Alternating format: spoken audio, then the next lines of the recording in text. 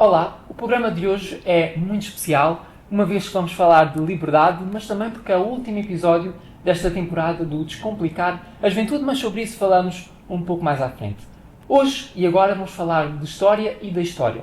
Era uma vez um país em que os cidadãos não podiam votar em eleições livres e não podiam criticar o sistema, pois podiam ser presos. E rapazes e raparigas estudavam em turmas e em escolas diferentes. Mas avancemos um pouco no tempo até 25 de abril de 1974. E o que é que faz esta data tão especial para todos e para todas? É o que vamos tentar descobrir hoje com o Movimento Democrático de Mulheres, aqui de Montemor Novo, e nomeadamente com a Joana Sofio e também com a sua mãe Vitalina, que são as nossas convidadas especiais de hoje. Eu só dar aqui um pequeno apontamento de que o Movimento Democrático de Mulheres é uma associação que foi fundada em 1968, já lá vai há algum tempo, e que, acima de tudo, pretende apoiar e valorizar o papel da mulher nas mais diversas áreas e, sobretudo, no que diz respeito aos direitos humanos. Muito obrigado por terem aceito este nosso convite e bem-vindas. Portanto, a Joana e a Vitalina estão mais do que apresentadas. Queres que comece eu? Queres começar tu? Podes começar tu desta vez. Ok, então, talvez antes de entrarmos no tema propriamente dito, possamos apresentar um bocadinho mais do que é o Movimento Democrático de Mulheres e de que forma é que tem um papel aqui em Montemor Novo. Quem quiser começar, sinta-se à vontade. O Movimento Democrático de Mulheres tem trabalho aqui em Montemor desde o 25 de abril de 74. Okay. Já antes havia algumas mulheres que tinham alguma atividade, nomeadamente no 8 de março. Também por volta do Dia da Criança. Aqui em Évora houve algumas iniciativas mesmo antes do 25 de abril de 74. Mas o Movimento Democrático de Mulheres aqui começou a ter dinâmica depois do 25 de abril. Houve uma época em que houve comissões unitárias de mulheres, que era assim uma organização mais espontânea, com uma grande atividade também, com o teatro, com imensas conversas com mulheres e assim. E depois, há cerca de 40 e qualquer coisa anos, o MDM então implantou-se com atividades regulares, por volta do 8 de março sempre, mas durante o ano todo com iniciativas para juntar as mulheres, para conversar, para discutir, para organizar, também para fazer convívio, para recuperar alguns saberes tradicionais das mulheres. Por exemplo, fizemos alguns, como agora se chamam, workshops de saberes tradicionais sobre pastéis e filhosas, sobre bolos brancos, por exemplo, sobre papéis recortados pelo Carnaval, que era uma tradição que havia aqui nas fazendas à volta de Montemor. E temos algumas atividades permanentes, por exemplo, uma ginástica de manutenção para mulheres, com o apoio da Câmara, que funciona desde há muitos anos já. Não sei exatamente quantos, mas 30 e tais, há muitos anos. E é isso que tentamos fazer. Quando há possibilidade e algum financiamento para projetos especiais, tem havido outras atividades muito interessantes. Mas a Joana poderá lembrar-se de mais de alguns. Sim, nos últimos anos temos tido, através desses projetos que são financiados, a possibilidade de fazer outro tipo de sensibilização junto do público em geral e também do público escolar, muito junto das mulheres também. Integramos também a rede contra a violência doméstica, a rede regional. Nós não temos ultimamente conseguido acompanhar tanto como gostaríamos, porque requer alguma disponibilidade que nós não, mas o tema é da máxima importância, tanto esse como também integramos a rede contra o tráfico humano do Regional do Alentejo, para nos mantermos informadas sobre a situação. Vamos sempre falando com os parceiros. Aqui em Montemor, mais recentemente, fizemos também uma aplicação contra a violência doméstica, de sensibilização, que partiu daqui de Montemor e que depois foi divulgada no país todo. E a partir dessa, depois também surgiu uma contra o tráfico de mulheres, seres humanos, que foi muito utilizada também junto das próprias, da GNR. Fizemos formação, portanto, às vezes tentar saber as necessidades das mulheres e falar com elas, depois temos estas ideias e conseguimos até chegar mais longe do que alguma vez pensámos que conseguiríamos chegar a partir daqui. E, agora que temos aqui, aliás, e quem está lá em casa tem uma noção maior daquilo que é o MDM, agora voltando aqui ao que é o 25 de Abril, porque vocês viveram o 25 de Abril de formas diferentes, provavelmente. E esta data tem um grande simbolismo e às vezes um simbolismo próprio para cada pessoa, um significado próprio. Se calhar começa aqui pela Vitalina. Para si, O que é o 25 de Abril? Para se entender como é que eu sinto, é preciso lembrar que eu tinha na altura 19 anos. A minha idade, por exemplo, agora. Pronto, por exemplo. Pois a Joana só nasceu bastante depois do 25 de Abril. Portanto, tinha 19 anos, estava a estudar para ser professora do ensino básico e estava a pensar que não me iriam deixar trabalhar.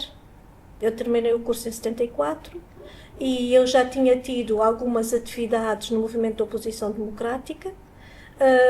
Isso só era permitido em situações muito pontuais. Tinha havido uma campanha eleitoral em outubro de 73 e eu tinha participado em algumas iniciativas e já tinha sido identificada como tendo essas atividades. Portanto, isso poderia significar que não me deixassem sequer exercer como professora do ensino básico, porque já tinha sentido na realidade essa situação, porque, por exemplo, no passeio de estudo que deveríamos ter feito no final do segundo ano, que foi em março de 74, era necessário ter um salvo-conduto, íamos à Espanha. Portanto, para sair do país, aquilo era uma carga de trabalho, era preciso uma quantidade de coisas. Mas era um grupo grande, éramos todos os alunos do segundo ano do magistério, cerca de 80 alunos, foram todos autorizados a ir, mas eu não fui. Portanto, não me deram o salvo-conduto a mim para ir. Isso significava que já tinha uma identificação. Portanto, 25 de Abril, para mim, foi liberdade, efetivamente, liberdade, alegria e fim do medo. E depois o início de um tempo de fazer imensas coisas, porque era possível fazer tudo naquele tempo. Pois, acredito que sim, lá está. Por isso é que eu dizia que são formas bastante diferentes, porque a Joana, como no nosso caso, já nasceu em liberdade. Nós, por vezes, assim, acredito que tenhas o privilégio também do trabalho com mulheres, e sei que o movimento democrático também tem aqui uma grande participação de mulheres que viveram o antes do 25 de Abril, mas pronto, para nós que já nascemos também já depois do 25 de Abril, ou seja, estando nesse caso, como é que sentes o 25 de Abril na tua vida? É uma data que é assinalada, eu acho que todos os dias, principalmente porque vivendo na casa e com a minha família, fizeram sempre questão de falar como é que eram os tempos antes do 25 de Abril, de assinalar a data de uma forma com uma grande felicidade em casa e também depois na comunidade, de variadas formas de assinalar, de relembrar sempre como é que era e depois de lembrar que foi os sonhos que essas pessoas tiveram que fizeram com que se concretizasse essa data, com que essa data, apesar de grandes dificuldades, conseguiram mudar a situação em que viviam e que é também uma data em que se lembra que devemos continuar a sonhar e a ter os nossos sonhos e que, apesar das dificuldades, vale a pena continuar. Portanto, é um dia importante para lembrar isso, é um dia de felicidade. Antes de avançarmos, eu gostaria só de perguntar aqui, nomeadamente à Vitalina, uma vez que tinha 19 anos naquela altura, como é que a Vitalina, que tinha 19 anos, sentiu aquela diferença em relação aos seus pares? Entre a questão de ser rapariga e de raparigas e rapazes. A diferença era significativa. Portanto, as raparigas não podiam mesmo fazer uma série de coisas. E eu vivia aqui em Montemor. Portanto, uma sociedade ainda mais fechada, muito conservadora. Eu, por exemplo, frequentei aqui o colégio onde agora estamos, era um colégio particular, que fazia o ensino liceal em Montemor, porque não havia só a escola industrial. E eu frequentei os 5 anos da preparação para depois poder estudar ou não mais aqui no colégio. E isso implicava ter uma vida muito observada, muito restritiva. Vocês agora nem fazem ideia do que era, porque, por exemplo, as raparigas não iam ao café, não deveriam ir ao café, não deveriam andar na rua sozinhas. Portanto, raparigas e rapazes sozinhos, juntos, também não era nada bem visto. Portanto, havia um controle social para além de não poderem fazer algumas coisas. Portanto, era suposto, as raparigas tinham uma formação própria, por exemplo, na escola industrial havia cursos para raparigas. A economia doméstica era só para raparigas. Curioso. Portanto, por exemplo. Portanto, havia assim uma diferença mesmo muito grande. Ir à noite ao cinema, por exemplo, sozinha ou com grupos de raparigas e de rapazes, isso não era permitido. Ou seja, a própria Vitalina sentia-se fechada em si mesma. Sim, e depois nós comparávamos porque, portanto, havia Também porque era inevitável, não é? há história e há as épocas e há coisas que não aconteciam porque era uma época diferente. Mas nós comparávamos com o que acontecia noutros países. Sim. E já víamos televisão, por exemplo, e percebíamos que havia situações diferentes. Porque havia países que tinham evoluído muito, as raparigas, as mulheres tinham mudado muito e nós tentávamos também fazer, até nas formas de vestir, nas músicas, Sim. etc. Mas nem todas as músicas era possível ouvir, os filmes não passavam todos, os livros não existiam, portanto havia um controle muito, muito grande sobre aquilo que se via, que se lia, que se conversava, sobre os encontros, sobre as formas de estar juntos. Era mesmo esse controle completo sobre a gente nova. Claro. Da parte das famílias, da comunidade e do Estado também, Sim. porque se havia alguma perspectiva de que alguém se juntava mais habitualmente para conversar, por exemplo, isso era desde logo denunciado e havia de haver problemas por aí. Podemos realmente dizer que era uma época cinzenta para as mulheres. O que ainda hoje não é perfeito, já foi bem pior, não é? Pronto. Não sei, vocês provavelmente, não sei se chegaste a ter alguma ligação com uma das tuas avós, aqui a título de curiosidade, e depois a Vitalina também assistiu às mulheres mais velhas daquela época, que viveram mais aquele tempo. Como é que era a vida, ou seja, das histórias que ouviam, como é que foi a vida daquelas mulheres nesta época tão cinzenta, lá está, para este grande grupo que eram as mulheres daquela época? Sou eu.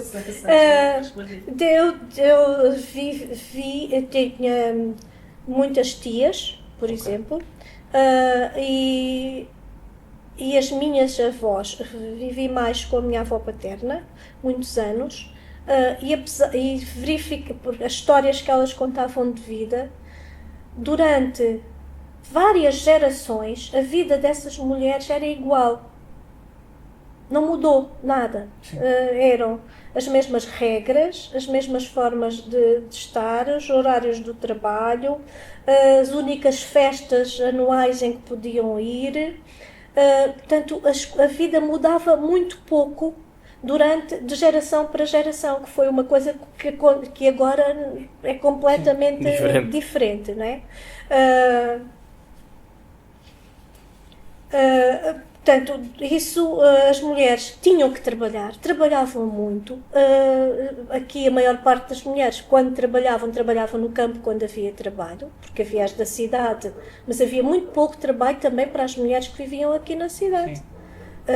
Portanto, a maior parte delas eram donas de casa e isso significava que só havia um salário em casa e a vida era difícil e complicada. Portanto, a vida era dura, era difícil. As que viviam nos arredores, e muitas das que viviam aqui na vila, que trabalhavam no campo, trabalhavam sazonalmente, com horários de trabalho muito esgotantes e com situações de trabalho muito complicadas. E depois, as casas, portanto, nós temos que nos lembrar como é que eram as condições em que as mulheres viviam. Porque tarefas domésticas só as mulheres é que faziam. E para lavar a roupa era preciso caminhar, às vezes carregar a roupa quilómetros, porque a água era pouca. Era preciso ir buscar a água para casa, era preciso buscar a lenha para fazer o lume, e era preciso ir a pé para o trabalho e voltar do trabalho. Portanto, era uma vida muito, muito dura. Mais ainda para as mulheres, porque nesses tempos, então, tarefas domésticas, homens não... Claro. E que começavam a trabalhar com 11, 12 Muito anos cedo. no campo. E para além disso, depois começavam a ter filhos e tinham muitos filhos, famílias muito numerosas e com tantas dificuldades depois para poderem cuidar deles como devia ser, como gostariam. Claro. As condições eram muito difíceis e eu acho que é incrível pensar como já passaram tantos anos e eu entendo esse Portugal cinzento, que obviamente não vivi, mas eu entendo esse Portugal cinzento como um fantasma que de certa forma ainda se transporta para os dias de hoje, porque eu acho que ainda vivemos muito daquilo que foi aquele Portugal cinzento. Em relação, por exemplo... Mas ainda há vozes de burro que dizem que antes do 25 de Abril que era bom. Também existe esse caso, enfim. Mas a verdade é que, por exemplo, a título de exemplo, temos, por exemplo, a violência doméstica, é uma coisa que se transporta no tempo e parece que não aprendemos nada em relação a isso. De que forma é que também percepcionam a evolução, ou não, da forma como se vivia e que se vive hoje, e há muitas coisas que continuam a perdurar. De que forma é que entendem esta evolução ou não evolução? Eu acho que não podemos cair nessa situação de dizer que nada mudou. Claro, muita coisa mudou, felizmente. Se há aspectos da vida em Portugal que mudaram muito, foi a vida das mulheres. Sim. E muitas das minhas amigas mais velhas e das primeiras que estiveram no MDM, elas festejam o 8 de Março e participam com uma alegria imensa, porque efetivamente as condições de vida, a liberdade para as mulheres mudou, a situação mudou radicalmente. É verdade, e depois conseguiu-se que os direitos das mulheres fossem reconhecidos na lei. Sim. Isso faz muita diferença. Faz muita diferença. Não significa que eles estejam a ser cumpridos na vida, claro, mas faz é um grande passo. Muita diferença. Depois, quando a vida em geral melhorou muito, a vida das mulheres efetivamente mudou muito. As mulheres agora podem estar em todas as profissões, claro, o que acontece é que quando a vida social em geral e económica regride, anda para trás, que foi o que aconteceu em Portugal, a vida das mulheres anda muito mais para trás. Sim. Isso aí, voltamos a andar para trás efetivamente, porque o que acontecia para as mulheres terem uma vida mais complicada é porque os homens tinham alguns privilégios só porque eram homens. E os privilégios é uma coisa que se calhar é natural tentarem recuperar rapidamente. Portanto, a questão que nós apelamos sempre às mais novas é que, para dizer que efetivamente é possível ser de outra forma. Portanto, conseguiu-se mudar Sim. muito e melhorar muito. Agora, há uma tentativa de andar para trás. Portanto, não podemos de maneira nenhuma descansar, tem que ser cada dia, e depois há situações em que tem que ser juntas, que se tem que conseguir organizar para não deixar que as coisas voltem a andar efetivamente para trás. Porque é importante os direitos estarem reconhecidos na lei, é fundamental que as condições de vida em geral sejam melhores e que as mulheres não deixem que as coisas andem para trás. Porque há tentativas fortes e já muitas coisas conseguiu andar para trás. Nós fizemos um projeto do MDM sobre a violência no namoro, como um trabalho na escola, que acho que foi muito interessante. E no caso da violência doméstica entre casais, a maioria dos agressores são homens. Eu estive a ver os números do ano passado, foram detidos cerca de 460 pessoas em situação de violência doméstica, dessa maioria, 400 e tal eram homens, 20 e poucas foram mulheres. Portanto, é uma grande diferença.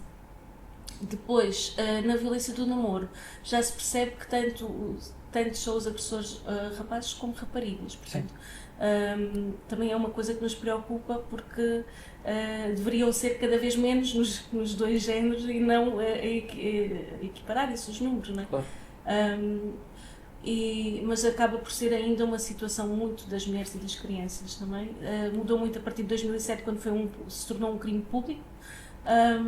Há já mais casas-abrigo, há mais alguns reforços em termos de legislação, mas depois não é por haver as leis que as leis se cumprem e que a vida realmente melhora. É muito bom haver as leis, mas depois nós temos que estar sempre em cima a perceber se elas funcionam, se não funcionam, denunciar, porque depois de apresentar queixa, todo o processo a seguir a apresentar queixa ainda tem que ser melhorado o apoio e como é que as mulheres e as crianças podem efetivamente viver uma vida melhor depois de saírem de uma situação de violência. Que, aliás, fica, não é? Sim. Fica. Eu sempre. Eu estava precisamente a lembrar-me, porque, pronto, ao dia que estamos a gravar hoje foram mortas 2 mulheres, uma mãe e uma filha, em contexto de violência doméstica. Nós olhamos para os números da violência doméstica e é muito interessante vermos que a maior parte dos agressores são homens, mas se focarmos mesmo para o pior lado, a maior parte das vítimas mortais são mulheres. Pronto. Se formos olhar para as estatísticas, dá mais do que 2 mulheres por mês. São muitas, são demasiadas. São demasiadas. Aliás, uma já seria demais. Pronto. E então, nós estamos em janeiro enfim, não tenho os números atuais, mas pelo menos estas duas, enfim, em 3, 4 semanas deste ano, já perderam a vida. Não, mas mais, nós temos acesso aos números que são conhecidos.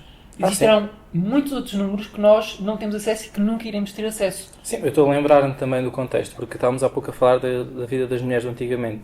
Se eu for olhar para o meu histórico familiar, as minhas 2 avós foram vítimas de violência doméstica. Por isso, acredito que este padrão fosse muito comum em todas as famílias. Ou seja, quantas destas mulheres não morreram, mesmo não tendo sido, ou seja, logo imediato após a agressão, mas morreram em consequência também daquilo que foi a vida delas. Há uma frase que a minha avó diz, que infelizmente o meu avô já partiu, mas ela diz sempre que eu não sei como é que depois de tanta porrada eu ainda estou tão boa de cabeça. Eu ainda estou muito boa para aquilo que eu sofri. Pronto. E foi uma frase que ela me disse assim há cerca de 1 ano ou 2, acho que ela já tinha repetido, mas desta vez marcou-me mesmo, porque realmente, ao fim de uma vida tão sofrida, ainda é uma pessoa que tem a sua vida autónoma e pronto, tem saúde para dar e para vender, graças a Deus. E estava-me também a lembrar, porque curiosamente esta semana fiz uma visita à Santa Casa de Misericórdia sobre um projeto que tem sido um assunto mais sensível. E pronto, a pessoa que estava comigo avisou à animadora se não seria muito chocante contar às utentes do que é que se tratava. E a animadora disse logo que não era muito chocante, porque tendo em conta a vida sofrida daquelas mulheres, que aquilo até não era assim tão mau quanto isso. Por isso, nós olhamos para estas coisas que nos dizem no dia a dia. Claro que a vida das mulheres hoje em dia ainda tem as suas dificuldades muito maiores do que aliás, claro, dificuldades que os homens não enfrentam, mas enfim, já foi muito pior, como a Vitalina disse, não podemos cair na tentação de dizer que está tudo na mesma, ainda é preciso fazer muita coisa, e por isso mesmo é que estas atividades que vocês desempenham e desempenharam nas escolas são muito interessantes, porque nas escolas é que se pode resolver o problema. Eu sei que o João tinha aqui... Estão aqui as cartas? Estão? Sim, estão aí em cima. Teve umas cartas e temos aqui alguns materiais, e se calhar... Vocês podem ir falando e vou mostrando. Se calhar a Joana foi quem esteve mais nas atividades na escola. Como é que foi desempenhar este trabalho no seio escolar e qual é que foi a reação? Como é que foi trabalhar com esta faixa etária que são os adultos do amanhã, não é? Sim, à partida, quando nós perguntamos se há alguma diferença entre a vida dos pais e das mães em termos de... À partida não, porque as crianças não reconhecem, porque felizmente nós hoje, quando saímos em Montemor à rua, nós já vimos mulheres taxistas, mulheres que passam na avenida a conduzir um caminhão, portanto já há muitas profissões que poderiam à partida, no nosso tempo ainda não ser um bocadinho, que não eram, as mulheres não tiveram que conquistar o direito a poderem ir usufruir para trabalhar no que queriam. Até irem ao café, como dizíamos há pouco. Ir ao café. Essa, assim, à partida não, mas quando nós começamos a falar dos vencimentos dos pais e das mães, elas não, o meu pai recebe mais, sem dúvida, porque as mulheres ainda são a maioria a receber o salário mínimo, e muitas delas sabiam quanto é que era o salário mínimo. Hoje em dia é 870 euros, e elas sabem bem, ouvem as mães a fazerem as contas, a saber como é que vão gerir o dinheiro. Portanto, elas sabiam bem que as mães recebiam menos que os pais, e depois daí é muito mais difícil gerir, porque as mães, muitas ainda são elas que gerem os pequenos pormenores do dia-a-dia, e que eles conheciam e sabem, as crianças sabem. E aí, e depois, claro, há muitos outros assuntos que eles foram identificando também junto da atividade que estávamos a desenvolver dos vários temas. Pois, nós, enfim, falamos na geração de hoje em dia, a minha geração, a geração Z, que se diz que é muita geração do avançar em muitas causas sociais, mas também notamos que há aqui alguma regressão no que é, enfim, a noção do que são alguns valores, principalmente no que é respeitar o próximo e cuidar das mulheres. Aliás, olhamos para os números da violência no namoro e são preocupantes, porque, enfim, notamos que tanto as raparigas como os rapazes têm comportamentos que não são, enfim, nem um pouco aceitáveis. Ou seja, é mesmo nas escolas que se tem de fazer este trabalho, pronto, porque em casa acredito que ainda se assista muito a ambientes de que realmente é a mãe que desempenha as tarefas todas, a mãe faz tudo em casa E, enfim, sei de histórias próprias e de ver que o pai chega a casa, senta-se no sofá e pronto, trabalhou, sentou-se no sofá, mas a mãe também trabalhou, chegou a casa, vai pôr a roupa a lavar, vai fazer o jantar, enfim. Por isso, estes comportamentos dos jovens hoje em dia também são baseados naquilo que vem em casa. Por isso há um trabalho que nunca se pode parar e que é uma coisa que parece que, se não for contínua, não pode ser resolvida. Por isso é que é muito importante. E estas cartas, eu não tive a oportunidade de as ver todas, mas o João e a Anabela disseram que ia analisá-las. E antes de mais, parabéns, porque este material é incrível para poder dinamizar em grupos, especialmente com crianças e jovens.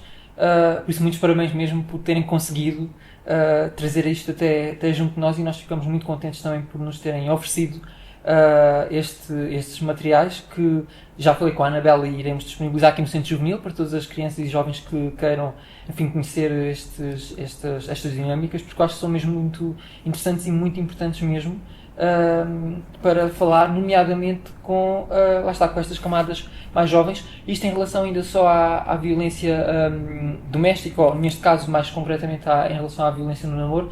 Não esquecer que tivemos a gravar um episódio na outra temporada sobre a violência no namoro, e que a nossa convidada, que hoje em dia é a nossa amiga e gostamos muito dela, que é a Joana, e um grande beijinho também para ela, se ela vir o episódio, porque ela também costuma acompanhar-nos. É uma jovem, ela tem 20... Fez agora 30. Fez agora 30, e então é uma jovem que também já passou por esta questão da violência no namoro, conhece muitos casos próximos, porque ela também vive em Lisboa, por isso uma zona onde pronto, existem muitas mais pessoas a viver junto dela, e ela relata isso mesmo, que ela passou por essa situação de violência no namoro, e também conhece muitos casos em que muitas mulheres não conseguem sair dessa situação, muitas não conseguem pedir ajuda, algumas conseguem pedir ajuda, mas depois nada é feito, algumas felizmente conseguem ver suas vidas restabelecidas e conseguem formar, enfim, continuar com a sua vida da melhor forma possível. Por isso, também não esquecer que isto não é algo só do antigamente, e que lá está, e que acontece em camadas muito jovens, e precisamos trabalhar, lá está, com quem é mesmo muito jovem, para que depois não se repitam, enfim, catástrofes como os números que lá está que temos acesso. Sim, ou seja, isto tudo porque o MDM foi criado em 68 e, enfim, é bom que continue a sua história, ou seja, é bom cativar sempre as mulheres mais jovens a juntarem-se. É uma necessidade que acredito que exista no MDM, é também chegar um pouco aos jovens, não é como estamos aqui a dizer, juntem-se todos ao MDM, tipo recrutação para a associação, mas é mesmo alertar que a Joana, se calhar és das mais jovens já na associação, ou já existem mais jovens? Há mais algum. Aqui em Montemor, mais ou menos, mas a nível nacional há muitas mulheres mais novas. Pois, acredito que a nível nacional existe mais, mas nós aqui... temos muitos núcleos no país. Ok. E há muitas mulheres novas, porque os jovens terminam os cursos, querem ir trabalhar, muitas dificuldades. A primeira dificuldade, casa, não têm casa, não conseguem pagar uma casa, não têm trabalho. Portanto, assim que as mulheres terminam ou estão a estudar e vão para a vida profissional, encontram logo imensas dificuldades e percebem aí que faz sentido juntarem-se a nós e também tentar, de alguma forma, agir para tentar mudar de alguma forma as leis ou fazer pressão também, mostrar as suas dificuldades para tentar de alguma forma mudar o dia a dia das pessoas, não é? Principalmente das mulheres, e por isso é que também este episódio fala dos 50 anos do 25 de Abril, mas também aqui focado, e por isso é que trazemos o MDM, focado naquilo que é a figura da mulher, porque, enfim, neste ano observámos muitos conteúdos sobre os 50 anos do 25 de Abril, mas é muito interessante termos esta perspectiva do que era e do que é a mulher de hoje em dia, mas do que era a mulher antes do 25 de Abril. E há pouco falávamos aqui, estava aqui a olhar para as perguntas, porque estávamos aqui, enfim, a abordar isto tudo sem dar conta, mas está aqui uma pergunta muito interessante, que vai de encontrar a liberdade e também, enfim, individual, digamos, porque cada uma pode ter aqui uma resposta diferente. A pergunta é: do que é que faz uma pessoa livre? O que é isto da liberdade hoje em dia? Essa é uma pergunta daquelas difíceis. Fortes, não é? Mas, porque é um assunto que eu penso muitas vezes. E acho que para ser livre é preciso ter muito conhecimento, saber-se muitas coisas, saber-se muito. e saber-se o que é que se quer da vida, perceber o que é que se passa na vida à nossa volta, porque é que é assim a vida que temos. E quando percebemos que vida temos, porquê, de onde é que vem, quais são as causas e o que é que queremos, portanto, tendo esse conhecimento, já é mais fácil ser livre, porque podemos assumir, ir por um lado, ir por o outro, e saber com o que é que contamos, com as dificuldades, com as consequências das opções, porque ser livre também tem que ser responsável, não é fazer o que nos dá na cabeça qualquer dia, qualquer hora. Portanto, é preciso perceber o sítio em que vivemos, os porquês, e ter opções de vida e assumir responsabilidades, de ir por aqui, por ali, de pensar se faço isto, posso ter estas consciências, vou assumir ou não vou assumir, vou por outro lado. Portanto, e é preciso ter, para isso, ter conhecimento, é ter liberdade de pensamento, pelo menos, né? Ter conhecimento, porque fundamentalmente liberdade de pensamento, porque era uma coisa que nem isso existia antes do 25 de Abril, nem pensamento. Não dava podia jeito? ter livre, porque se transmitisse o pensamento que se tinha e não estava de acordo com as leis vigentes, haveria consequências, às vezes dramáticas, para isso. Sim, ok. Eu estava aqui também a lembrar-me, porque nós temos uma pergunta aqui atrás, que é sobre precisamente o impacto de um golpe de Estado como este. Mas eu, se calhar, adaptava esta pergunta, porque esta revolução foi muito conhecida como a Revolução dos Cravos.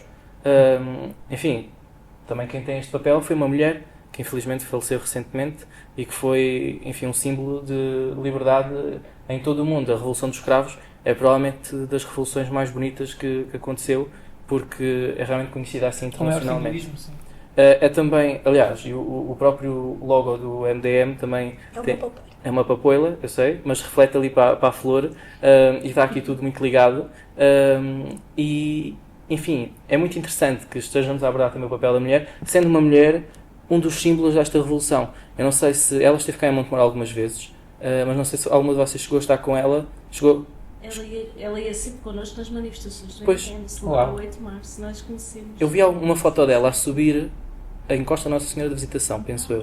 Cá em Montemor. Não demos por isso. Eu roubei essa foto porque eu via na internet e roubei-a logo, então eu devo ter no meu telemóvel, mas vi essa foto... Nós temos fotografias com ela, a Joana tem fotografias com ela, numa manifestações, em duas pelo menos, em Lisboa, porque ela costumava sempre ir às nossas manifestações do MDM e conhecemos-la lá. A Dona Celeste. Dona Celeste. Não sei, tendo em conta esse privilégio, também é muito interessante falarmos, tendo em conta que ela faleceu recentemente. Esta mulher, sem saber, foi um dos símbolos, não é? Convivendo com ela, enfim, não sei se... Porque a Vitalina já viveu a Revolução, pronto, mas ela própria devia ter uma noção diferente do que foi aquele dia da Revolução. Como é que foi conviver também com um pouco, enfim, de um marco da história do nosso país? Era uma mulher, ao que me parece, bastante animada, porque pelo que eu vejo, dos registros que fui pesquisar, era uma mulher com muita força pela luta pela democracia, também pelas vozes das mulheres. Ela pertenceu ao MDM. Tem algo, ou seja, ela veio cá a Montemor com... Vocês estavam cá quando ela veio cá a Montemor? Não foi. Ok, então os encontros foram sempre em manifestações do MDM? Sim, em Lisboa. Ok. Que encontramos. E que conhecemos e que soubemos quem era e tirámos fotografias e tudo isso. E ela estava sempre... E as nossas amigas de Lisboa conheciam-na sempre, pois. Não é? Mas nós não... Foi nas manifestações dos últimos anos que estivemos... com ela. Não tenho ideia de ter estado connosco aqui em Montemor. Ok. Pronto, mas agora aqui na pergunta, o impacto deste golpe de Estado, o que é que vocês acham, tendo em conta que o símbolo da Revolução também foi uma mulher, qual é que é o impacto desta Revolução dos Cravos na Europa e no mundo? Porque houve um impacto, para quem estava fechado aqui nesta sociedade conservadora de Montemor, depois ver que isto teve Sim, houve uma série de golpes de Estado a acontecer, lá está, pela Europa, pelo mundo, sim. E de facto todos eles também tiveram a sua importância. Quando é que a Vitalina foi ter noção que isto realmente tinha ganhado uma escala maior do que aquela que se pensava? Então nós tínhamos ficado aqui no cantinho depois da Segunda Guerra Mundial, os outros, com o derrubo do nazifascismo, as sociedades aqui da Europa tinham evoluído, tinham mudado muito, tinha sido constituído o Bloco Socialista, portanto tinha havido assim uma mudança muito grande. Mas tínhamos ficado nós e os espanhóis aqui neste cantinho, com o Franco em Espanha, que ainda durou mais tempo, e nós aqui com o Salazar. Portanto, tinham sido duas sociedades aqui fechadas, completamente isoladas do resto da Europa e do resto do mundo. Com uma guerra, que ainda não tínhamos falado. Uma das coisas que nós vivíamos e que tínhamos medo era a guerra que existia, de soldados, e quando nós falamos da Celeste como símbolo, mas os militares fizeram um golpe, fizeram o 25 de Abril também, como todos os outros que antes se tinham organizado de alguma forma para dizer isto não pode continuar assim, é possível ser de outra maneira, temos que mudar. Portanto, estávamos, Portugal, aqui isoladíssimo, os espanhóis, também os gregos, que ainda tinham uma situação muito complicada, e havia, por outro lado, por exemplo, na América Latina, muitos países a experimentarem revoluções e mudanças grandes. Tinha havido o Chile, que tinha conseguido, por eleições democráticas, ter um governo de esquerda e que tinha sido derrubado em 73 com um golpe de Estado, portanto era ao contrário do que estava a acontecer aqui. Portugal serviu como exemplo, vocês não imaginam a quantidade de jornalistas, de gente dos vários países da Europa que vieram até aqui.